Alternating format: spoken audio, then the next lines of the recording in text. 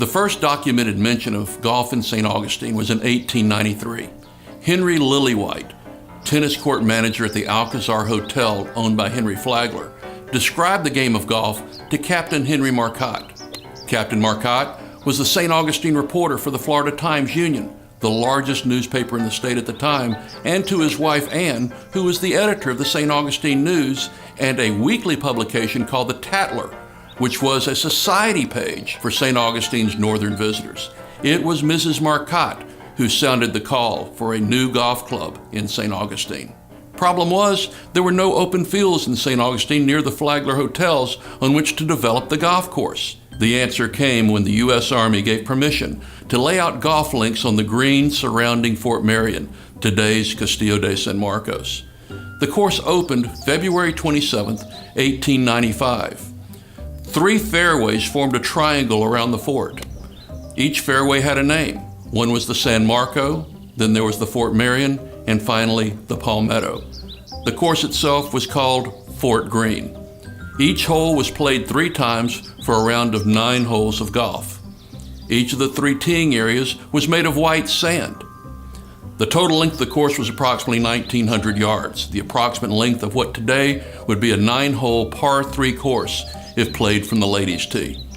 Although historically the moat around the fort had been a dry moat, it was filled with water during the golf course years. Unfortunately, this undermined the foundation of the fort and caused significant cracks and other damage to the structure. The ground around the fort was also built on a slant called a glacis. The glacis was a line of defense for the fort put in by the Spanish during the first Spanish period in St. Augustine. When it became a golf course, the glacis was a natural hazard for the golf course, requiring a club called a lofter to pitch out onto the fairway. Initially, the golf club had 200 members and 70 of them were women.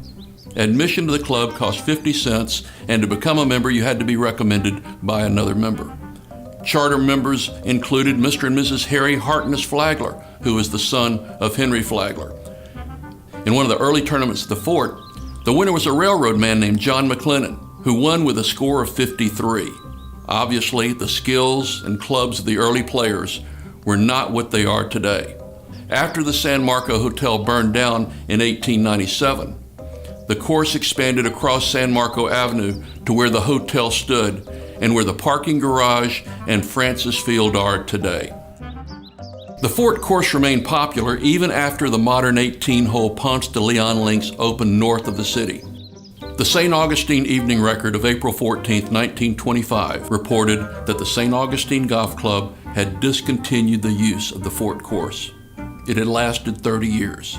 The course was not making enough money, and too many tourists to the fort were walking in the area of the course.